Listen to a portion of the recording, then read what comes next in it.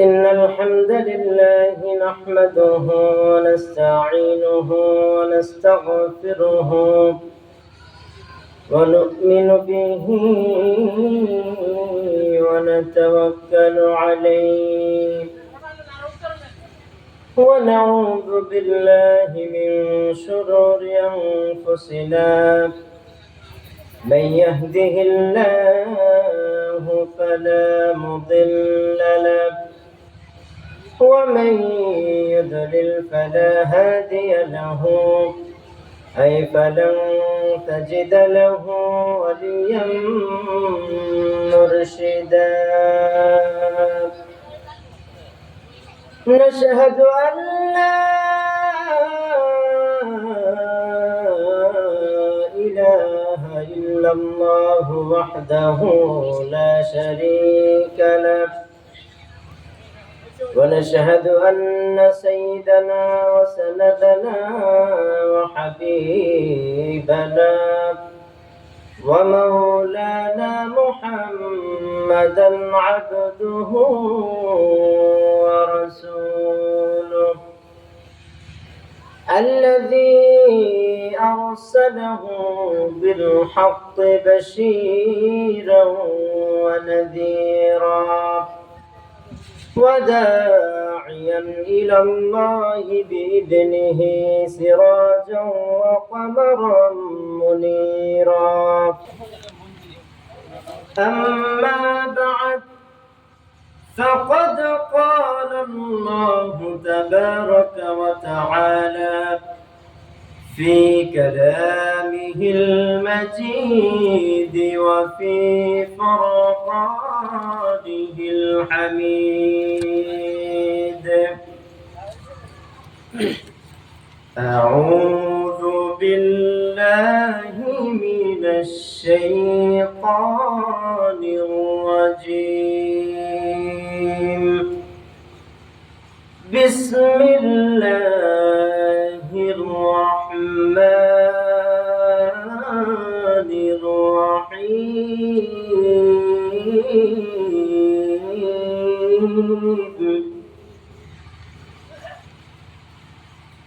إذا السماء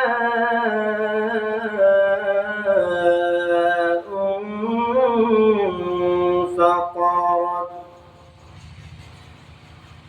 وإذا الكواكب انتثرت وإذا البحار فجرت وإذا القبور بعثرت علمت نفس ما قدمت وأخرت يا أيها الإنسان ما غرك بربك الكريم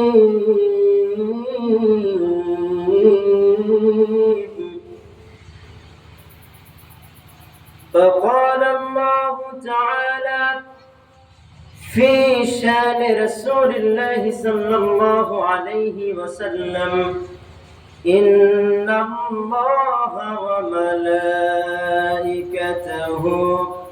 يصلون على النبي يا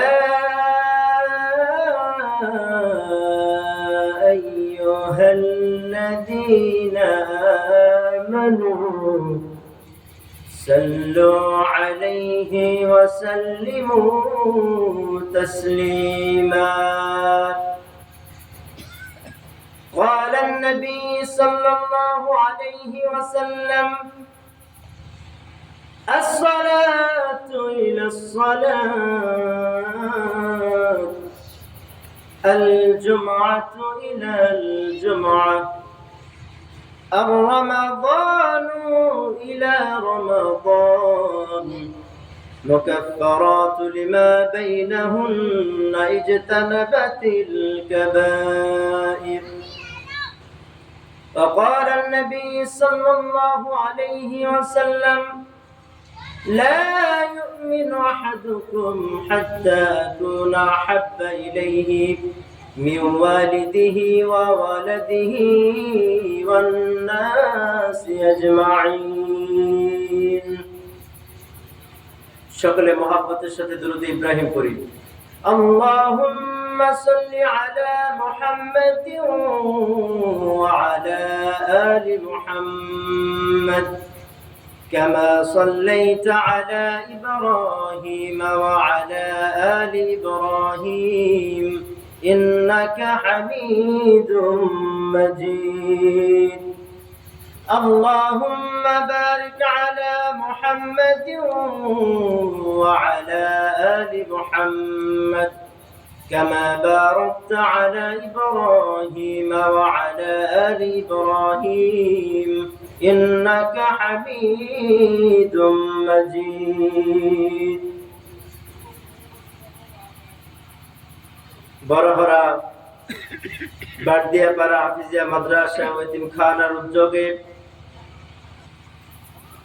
আজকে এই মহতি মাহফিলে যিনি সভাপতিত্ব করছেন আলহাজ মোহাম্মদ শাহজাহান ভুইয়া বিশিষ্ট সমাজসেবক বড়হরা তাছাড়াও আছেন সহসভাপতি প্রধান অতিথি উদ্বোধক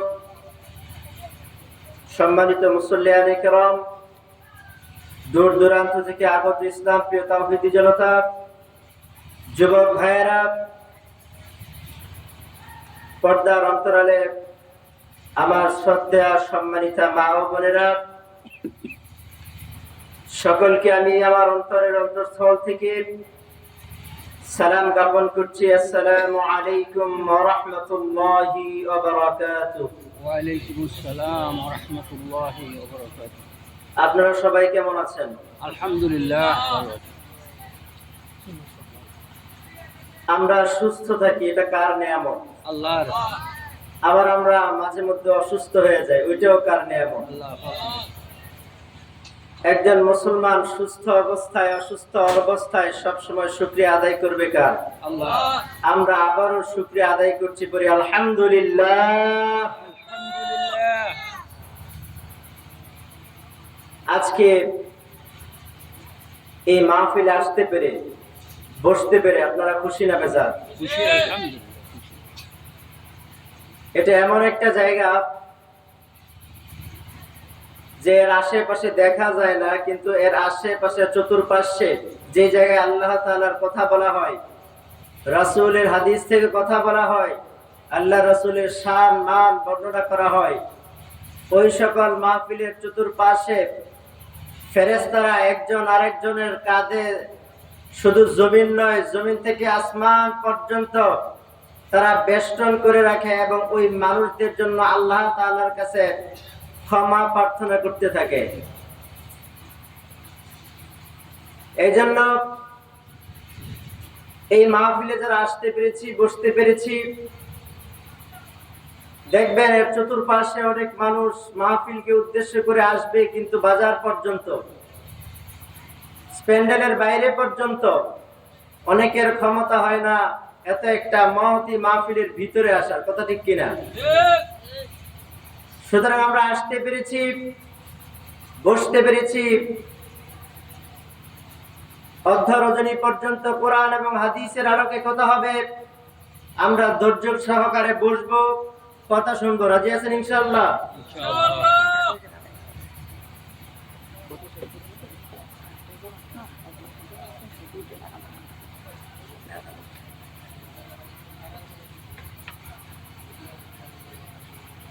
মহান আল্লাহ তাআলা রব্বুল আলামিন পবিত্র কোরআন আমাদেরকে দিয়েছেন এমন একটা কিতাব আমাদেরকে আল্লাহ রাব্বুল আলামিন দিয়েছেন আল্লাহ রাব্বুল আলামিন পবিত্র কোরআনে কারীমের মধ্যে ইরশাদ করেন যালিকাল কিতাবু লা রাইবা ফীহি হুদাল লিল মুত্তাকিন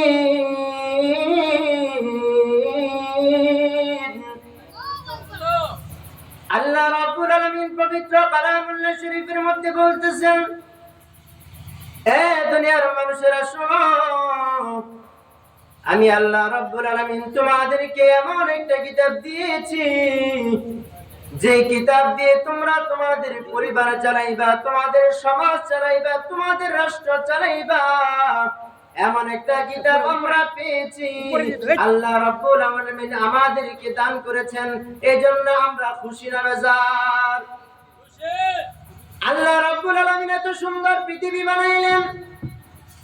আল্লাহ রাব্বুল আলামিন আবার জানায় দেন, লা ইয়াজমা'আন্নাকুম ইলা ইয়াউমিল কিয়ামাতি লা রাইবা ফীহি ওয়া মান আসদাকু মিনাল্লাহি হাদীসা। আল্লাহ রাব্বুল আলামিন এত সুন্দর আসমান বানাইলেন, এত সুন্দর জমিন বানাইলেন, কিন্তু আমার আল্লাহ রাব্বুল আলামিন জানায় দেন, এত সুন্দর আসমান আমি আল্লাহ রাব্বুল আলামিন রাখবো না, এত সুন্দর জমিন বানাইছি আমি আল্লাহ রাব্বুল আলামিন তাও রাখবো না। এই গোটা পৃথিবীকে আমি আল্লাহ রাব্বুল আলামিন একদিন ধ্বংস করে দিব। আল্লাহ রাসূল সাল্লাল্লাহু আলাইহি সাল্লাম মসজিদে নববীতে বসা, এমন সময় হযরত জিবরাইল মানুষের রূপ ধরে আল্লাহ রাসূল সাল্লাল্লাহু আলাইহি ওয়াসাল্লামের সামনে বসা, নামাজের সূরাতে বসে পড়লেন। আল্লাহ রাসূল সাল্লাল্লাহু আলাইহি ওয়াসাল্লামের উরু মুবারকের মধ্যে হাত দুইটা রাখলেন। এমন আদবের সাথে আল্লাহ রাসূল সাল্লাল্লাহু আলাইহি ওয়াসাল্লামকে তিনি জিজ্ঞাসা করতেছেন, আখবিরনি আনিল ইসলাম। আল্লাহ রাসূল সাল্লাল্লাহু আলাইহি ওয়াসাল্লামকে জিজ্ঞাসা করতেছেন, ইয়া রাসূলুল্লাহ, ইয়া হাবিবাল্লাহ, ইসলাম কি? আমাকে ইসলাম সম্পর্কে আপনি আমাকে জানায়া দেন।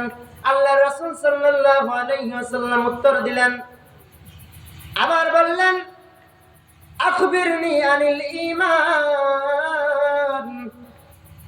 ইয়া রাসূলুল্লাহ, ঈমান কি? আমাকে ঈমান সম্পর্কে জানায়া দেন। আল্লাহ রাসূল সাল্লাল্লাহু আলাইহি ওয়াসাল্লাম ঈমান কি তা জানিয়ে দিয়েছেন। আবার প্রশ্ন করলেন, আখবিরনি আনিল ইহসান। ইয়া রাসূলুল্লাহ, ইয়া হাবিবাল্লাহ, ইহসান কি? আমাকে জানায়া দেন। এই প্রশ্নগুলো যখন করলেন, সবগুলো প্রশ্ন আল্লাহ রাসূল সাল্লাল্লাহু আলাইহি ওয়াসাল্লাম জবাব দিলেন, এবং প্রত্যেকটা জবাবের পরে জিবরাইল আলাইহিস সালাতু ওয়াস সালাম বললেন, আপনি সত্য বলেছেন। এবার আল্লাহ রাসূল সাল্লাল্লাহু আলাইহি ওয়াসাল্লাম কি প্রশ্ন করতেছেন, আখবিরনি আনিস সাআহ। ইয়া রাসূলুল্লাহ, ইয়া হাবিবাল্লাহ, দুনিয়া কবে আল্লাহ রাব্বুল আলামিন ধ্বংস করে দিবেন? এই পৃথিবীটাকে আল্লাহ রাব্বুল আলামিন কবে ধ্বংস করে দিবেন? আল্লাহ রাব্বুল আলামিন এই পৃথিবীর অস্তিত্ব রাখবেন না। ওই সময়টা কবে গো? ওই সময়টা আপনি আমি জিবরাইলকে জানায়া দেন। এই প্রশ্ন যখন করল, আল্লাহর নবী, বিশ্ব নবী, দু জাহানের বাদশা নবী রাহমাতুল লিল আলামিন জবাব দিলেন, যে ব্যক্তি আমাকে প্রশ্ন করেছে, প্রশ্নকারী ব্যক্তি থেকে উত্তরদাতা ব্যক্তি বেশি জানে না। তার মানে আল্লাহ রাসূল বললেন, হে জিবরাইল, কিয়ামত কবে হবে তুমি আমাকে জিজ্ঞাসা করেছো। এই কিয়ামত সম্পর্কে তুমিও জানো না, কিয়ামত সম্পর্কে আমি বিশ্ব নবী রাহমাতুল লিল আলামিন জানি না। বলেন তো, কিয়ামত সম্পর্কে যিনি জানেন তিনি কে? এজন্য আল্লাহ রাব্বুল আলামিন কোরআনে কারীমে একটা সূরা দিয়েছেন, সূরার নাম সূরা ইনফিতার। সূরার নাম কি? সূরা ইনফিতার। আল্লাহ রাব্বুল আলামিন এই এমন একটা সূরা দিয়েছেন, এই সূরাতে নাই এমন কোন বিষয় নাই। আল্লাহ রাব্বুল আলামিন সব বিষয় এই সূরার মধ্যে দান করেছেন। আল্লাহ রাসূল বিশ্ব নবী রাহমাতুল লিল আলামিন তিনি এই সূরা সম্পর্কে বলেছেন, তোমাদের মধ্যে যদি কেউ ঘরে বসে সোফার সেটে বসে যদি কিয়ামত দেখতে চাও, তাহলে তোমরা সূরা ইনফিতার তেলাওয়াত করো।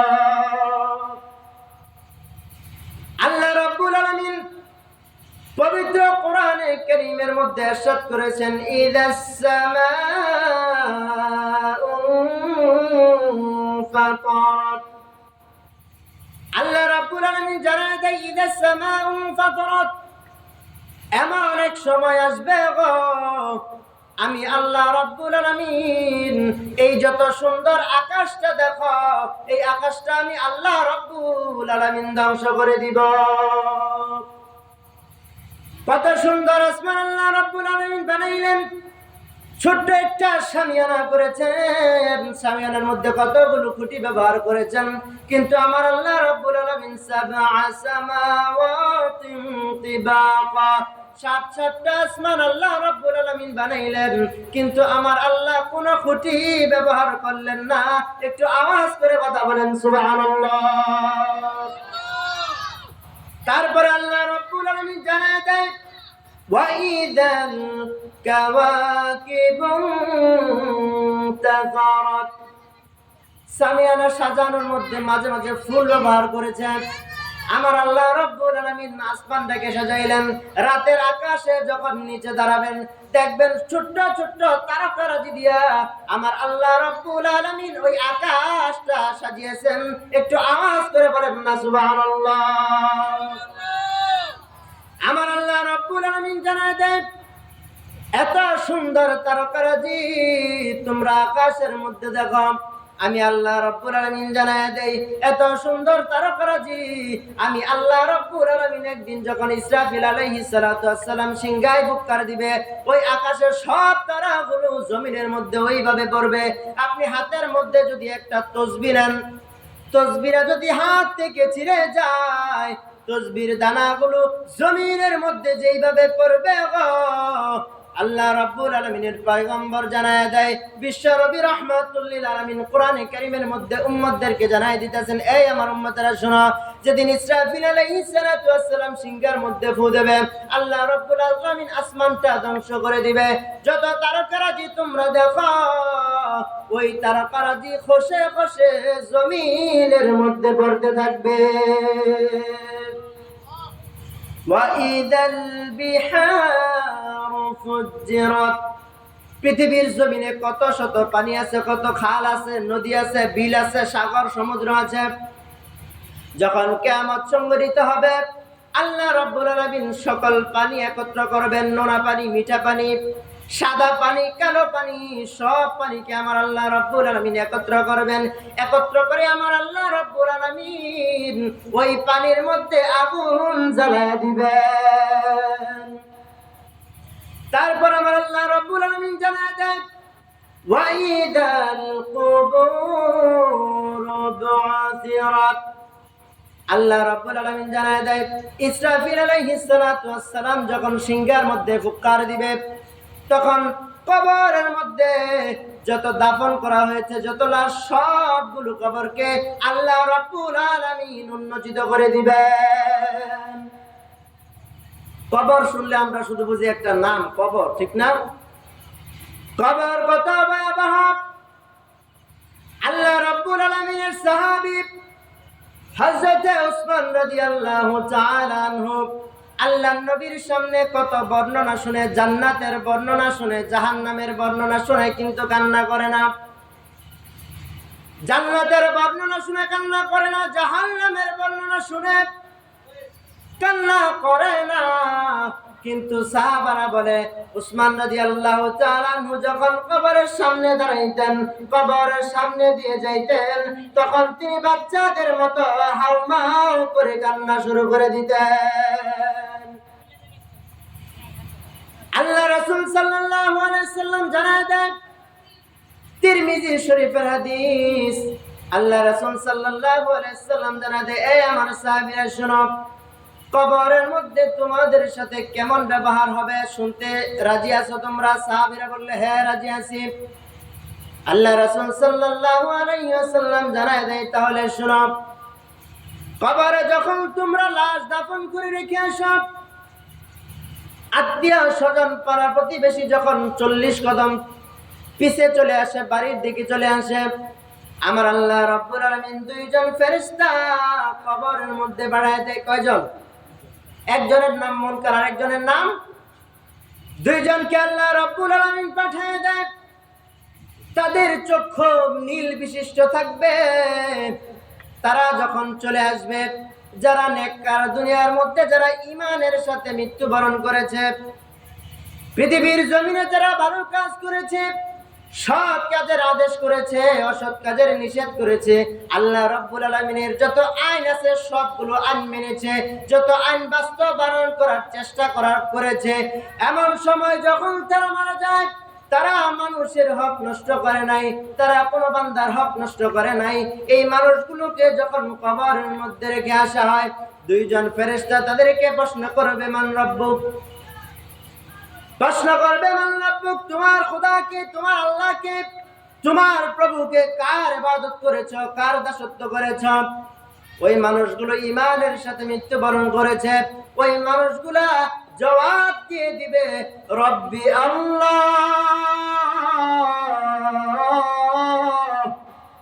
তারা জবাব দিয়ে দিবে, আমার প্রভু আল্লাহ। তারপরে বিশ্ব নবী, দু জাহানের বাদশা নবী রাহমাতুল লিল আলামিনের তাসবির মুবারক তাদের সামনে দেখানো হবে, মান হাদার রাজুল, এই ব্যক্তিকে বলো। তখন তারা বলবে, ইনি তো আমাদের কাছে কোরআন নিয়ে, হাদিস নিয়ে এত সুন্দর সুন্দর করে আমাদেরকে দুনিয়া সম্পর্কে, আখিরাত সম্পর্কে আমাদেরকে জানিয়েছেন, দুনিয়ার লোভ লালসা থেকে আমাদেরকে নিজেদেরকে হেফাজত করার কথা বলেছেন। আল্লাহ রাসূল সাল্লাল্লাহু আলাইহি ওয়াসাল্লামের তাসবির মুবারক দেখে ওই মানুষগুলো চিনে ফেলবে। তিনি বলবে, এই মানুষটা আর কেউ নয়, ইনি তো বিশ্বনবী রাহমাতুল লিল আলামিন। একটু আওয়াজ করে কথা বলেন সুবহানাল্লাহ।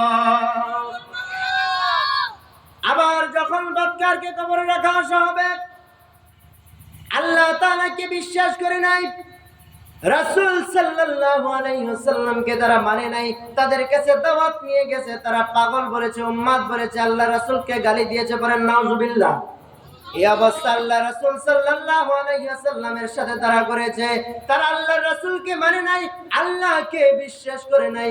এই মানুষকে যখন কবরের মধ্যে রেখে আসা হবে, তখন তাকে যখন প্রশ্ন করা হবে, গো মান রাব্বুক, তোমার প্রভুকে, ওই মানুষটা জবাব দিবে, লা আদরি, লা আদরি, আমি কিচ্ছু জানি না, কিচ্ছু জানি না।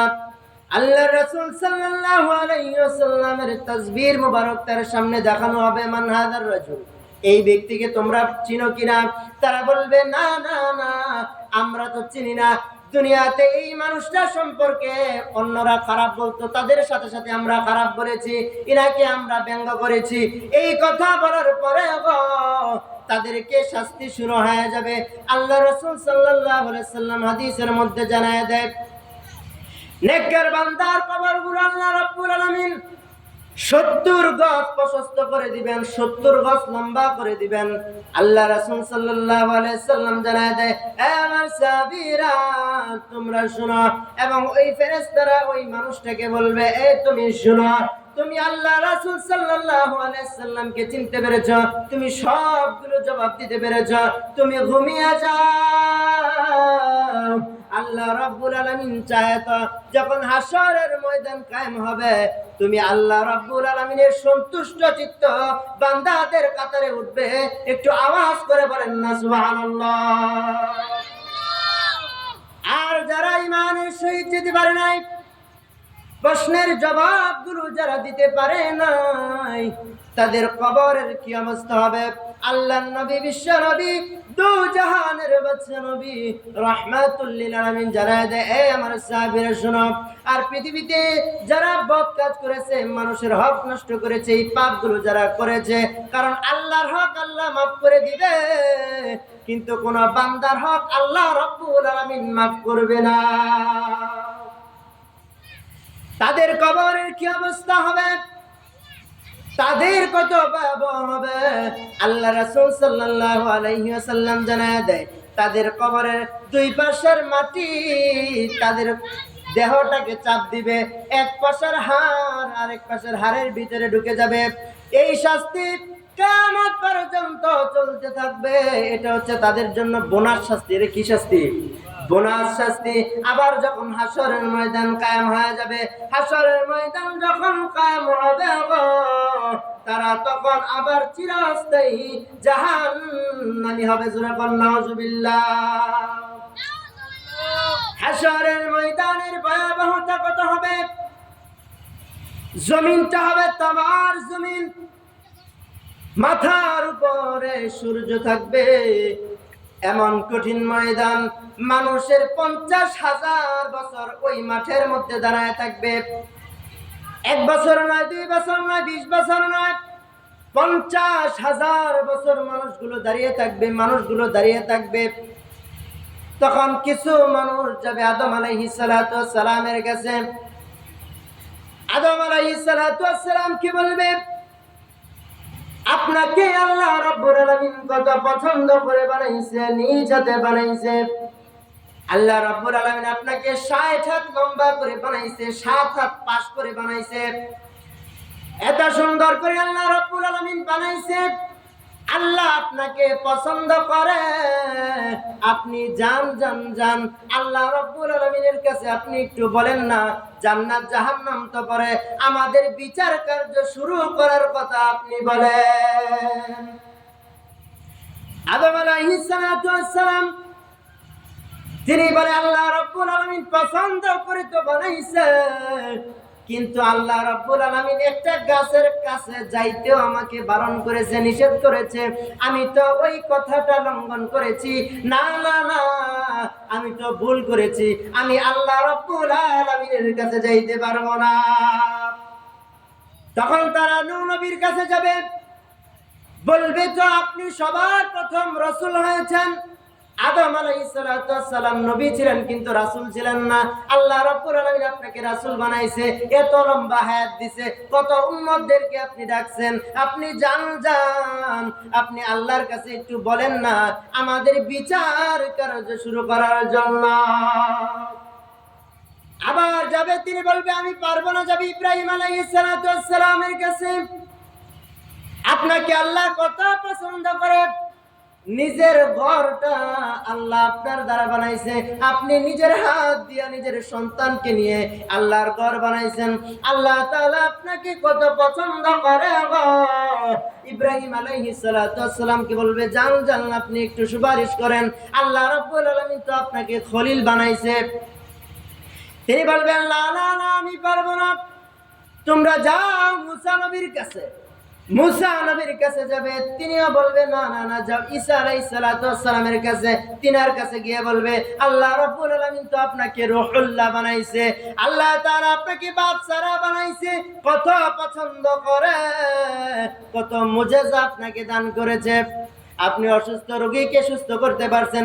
আল্লাহ তাআলা আপনাকে পছন্দ কইরা কত না কত মুজিজা দান করেছেন। আপনি আল্লাহর কাছে যান, বলেন বিচার কার্য শুরু করার জন্য। ভাইরা আমার, বন্ধুরা আমার, এমন কঠিন ময়দানে কোন মানুষ সেই দিন কাজে আসবে না। আল্লাহ রাব্বুল আলামিন পবিত্র কোরআনে কারীমের মধ্যে জানায় দেন, ইয়াউমা ইয়াফিরুল মারউ মিন আখি উম্মিহি ওয়া আবি সাহিবাতিহি ওয়া বানি। কত কঠিন ময়দান হবে। নবীরা পর্যন্ত নফসি নফসি করতে থাকবে, উম্মতের একই অবস্থা হবে। সেই দিন কোন মানুষের কাজে আসবে না। ইয়াউমা ইয়াফিরুল মারউ মিন আখি। এত দুনিয়ার জমিনে ভাই ভাইয়ের জন্য কত ভালোবাসা, ভাই ভাইয়ের জন্য জীবন দিয়ে দেয়, ভাই ভাইয়ের প্রতি কত মোহাব্বত, সেই ভাই ভাইয়ের জন্য কোনো আসবে না। বাবা মার জন্য কাজে আসবে না, মা বাবার জন্য কাজে আসবে না, স্বামী স্ত্রীর জন্য কাজে আসবে না, স্ত্রী স্বামীর জন্য কাজে আসবে না। মা সন্তানকে দেখে পলাতন করবে, সন্তান মাকে দেখে পলাইতে থাকবে। এত কঠিন ভয়াবহ অবস্থার দিন, কিন্তু আমার আল্লাহ রাব্বুল আলামিন, আমার রাসূল সাল্লাল্লাহু আলাইহি সাল্লাম জানায় দেয়, 5টা বৈশিষ্ট্য যার মধ্যে থাকবে, 5টা গুণ যার মধ্যে থাকবে, আল্লাহ রাব্বুল আলামিন কঠিন হাসরের ময়দানে তাকে আরশের নিচে ছায়া দিবে। একটু আওয়াজ করে কথা বলেন, ঠিক কি ঠিক না? কত কঠিন আসরের ময়দান, এত কঠিন ময়দানে আল্লাহ রাব্বুল আলামিন 5 জন ব্যক্তিকে, 5টা বৈশিষ্ট্য অধিকারী ব্যক্তিকে আল্লাহ রাব্বুল আলামিন আরশের নিচে ছায়া দিবে। একটু আওয়াজ করে পড়না সুবহানাল্লাহ। এক নম্বরে ন্যায়পরায়ণ বাদশা। এক নম্বরে কি? ন্যায়পরায়ণ বাদশা। পৃথিবীর জমিনে আল্লাহ রাব্বুল আলামিন আপনাকে ক্ষমতা দিয়েছে, চেয়ারের মালিক বানিয়েছে। আল্লাহ রাব্বুল আলামিন আপনাকে মেম্বার বানাইছে, চেয়ারম্যান বানাইছে, এমপি বানাইছে, মন্ত্রী বানাইছে। আল্লাহ রাব্বুল আলামিন আবার কোরআনে কারিমে জানায় দেয়, ফাআম্মাল ইনসানু ইযা মাবতালাহু রাব্বুহু ফাআকরামাহু ওয়া না'আমা ফায়াকুলু রাব্বি আকরামান। আল্লাহ রাব্বুল আলামিন জানায় দেয় পবিত্র কোরআনে কারীমের মধ্যে, আমি আল্লাহ রাব্বুল আলামিন তোমাদেরকে সম্পদ দিয়েছি, আমি আল্লাহ তোমাদেরকে সম্পদ দিয়েছি, সম্মান দিয়েছি। আমি আল্লাহ রাব্বুল আলামিন তোমাদের ভালোবাসি বিদায় দেই নাই। আল্লাহ রাব্বুল আলামিন জানায় দেয়, আমি তোমাদেরকে পরীক্ষা করার জন্য সম্মান এবং সম্পদ দিয়েছি। কারণ কি আল্লাহ রাব্বুল আলামিন কত সম্পদ দিয়েছে জানেন? জানেন না? কারণ কি আল্লাহ রাব্বুল আলামিন কত সম্পদশালী বানাইছেন, কত সম্পদ দিয়েছেন। কারণের বন্ধুরা বলতে লাগলো, আল্লাহ কারণকে তুমি কত ভালোবাসো, কারণকে কত সম্মান দিয়েছ, তুমি কত সম্পদ দিয়েছ, আমাদেরকে তুমি ভালোবাসো না। কারণ ভালোবাসো বিদায়ী তো সম্পদ দিয়েছ, সম্মান দিয়েছ। লম্বা ঘটনা, পয়গম্বর বলল তোমার সম্পদের যাকাত দাও, বলে আমার সম্পদের যাকাত দিব না, আমার সম্পদ আমি নিজে বানাইছি। নাউজুবিল্লাহ। যাকাত দেয় নাই। আল্লাহ রাব্বুল আলামিন সম্পদ সহ জমিনের মধ্যে ডাবায় দিয়েছেন। এটা দেখে তার বন্ধুরা বলল, আল্লাহ রাব্বুল আলামিন কারণকে সম্পদ দিয়েছে, সম্মান দিয়েছে, কিন্তু কারণকে আল্লাহ রাব্বুল আলামিন ভালোবাসতেন না।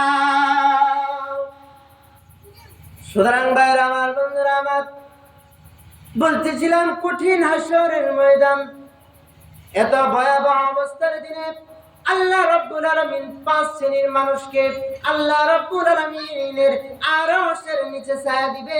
তার মধ্যে 1 নম্বরে হচ্ছে যে ব্যক্তি পৃথিবীর জমিনে ন্যায় বিচার করেছে। আল্লাহ রাব্বুল আলামিন আপনাকে একটা চেয়ার দিয়েছে, একটা ক্ষমতা দিছিল। এই ক্ষমতা অনেকে মনে করে এই ক্ষমতা পাওয়া বুঝি সহজ, এই ক্ষমতা বুঝি কত সহজ। কিন্তু না না, কোন জ্ঞানী ব্যক্তি কোনদিন দেখবেন চাইয়া ক্ষমতা নেয় না। কারণ আপনি যদি একটা মেম্বার হন, কতজন মাথার দায়িত্ব আপনার পিছনে।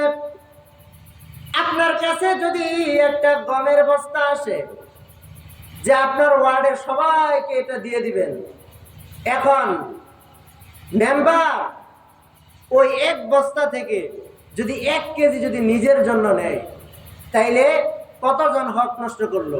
একটা ওয়ার্ডে যতগুলো মানুষ আছে। আবার 1 বস্তা গম যদি একজন চেয়ারম্যান পায়, বুঝাইতেছি যে ক্ষমতা আল্লাহ রাব্বুল আলামিন দিয়েছেন। এই ক্ষমতার যদি সুন্দর আচরণ করেন, এর ব্যবহার যদি ভালো করেন, কাল কিয়ামতের ময়দানে আল্লাহ রাব্বুল আলামিন আপনাকে আরশের নিচে ছায়া দিবেন। জোরে বলেন সুবহানাল্লাহ। বলতেছিলাম, মেম্বারের কাছে যদি 1 বস্তা গম আসে, সে যদি এই জায়গা থেকে 1 কেজি নেয়, কম মানুষের হক নষ্ট করবে। আবার চেয়ারম্যানের কাছে যদি 1 বস্তা গম যায়, সে যদি 1 কেজি মারে, কিন্তু মাথা যেহেতু বেশি, অনেক মানুষের হক নষ্ট করলো। এভাবে এমপি মন্ত্রী আমাদের দেশে দেখা যায়। গোটা পৃথিবীর মধ্যে যেই মানুষটার কাছে ক্ষমতা আসে, সে অহংকারী হয়ে যায়।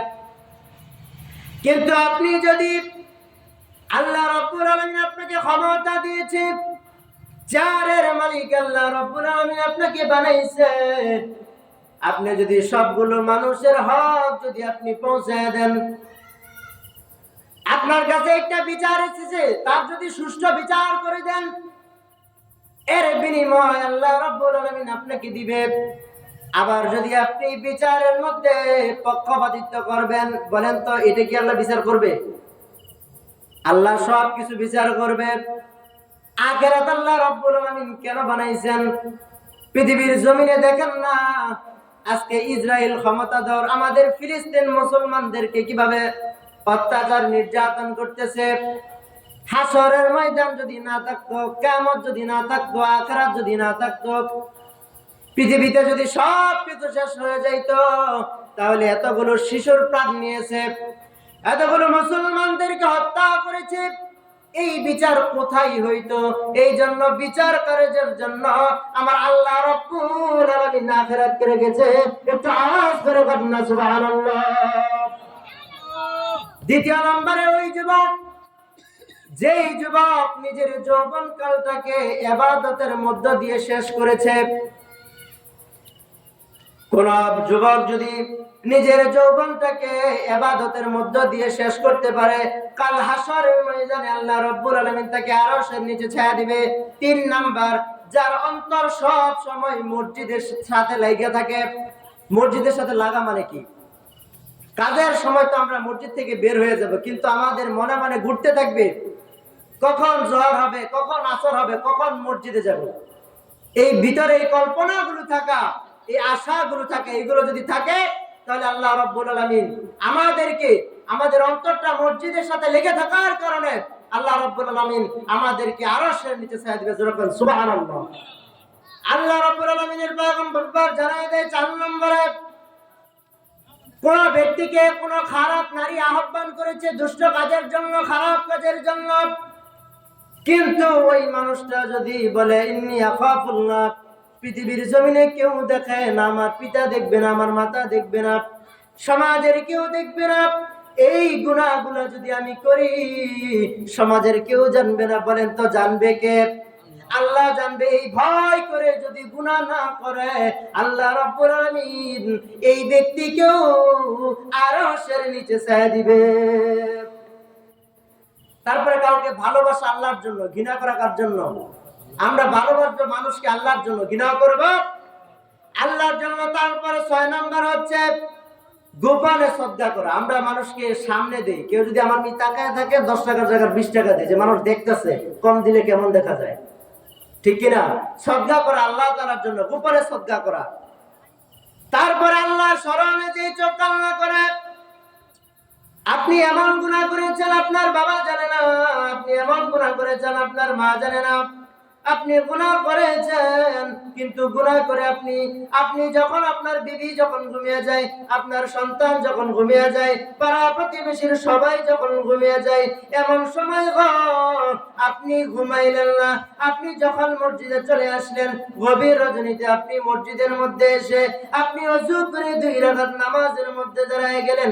2 রাকাত নামাজ পড়ে আপনি আসসালামু আলাইকুম বলে যখন নামাজটা শেষ করলেন, তখন 2 খানা হাত আমার আল্লাহ রাব্বুল আলামিনের দরবারে যদি আপনি উঠায় দেন, আল্লাহ এমন কোন গুনাহ নাই যে গুনাহ করি নাই। হাতের গুনাহ করেছি, চোখের জিনা করেছি, অন্তর দিয়ে খারাপ কল্পনা করে গুনাহ করেছি, আল্লাহ সব গুনাহ তোমার কাছে স্বীকার করতেছি।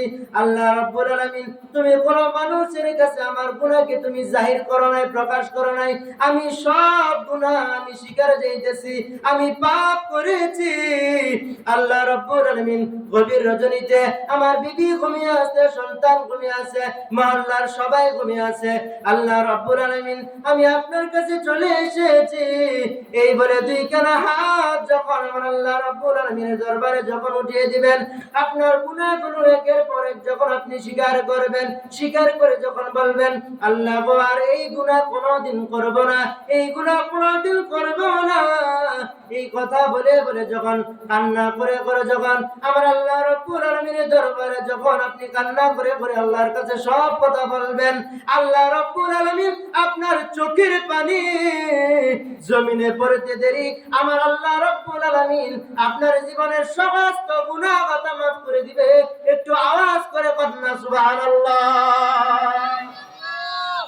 আপনি কত গুনাহ করেছেন? আপনার গুনাহগুলো আল্লাহ রাব্বুল আলামিন, আপনি যখন আল্লাহর কাছে ক্ষমা চাইবেন, আল্লাহ তাআলা সব মাফ করে দিবেন। সুবহানাল্লাহ। এজন্য যত কথা বলেছি কোরআন হাদিস থেকে বলেছি, আল্লাহ তাআলা যেন আমাকে সব আপনাদের সবাইকে আমল করার তৌফিক দান করেন। ওয়া আখিরু দাওয়ানা আলহামদুলিল্লাহি রাব্বিল আলামিন। ওয়াসসালামু আলাইকুম ওয়া রাহমাতুল্লাহি তাআলা ওয়া বারাকাতুহু।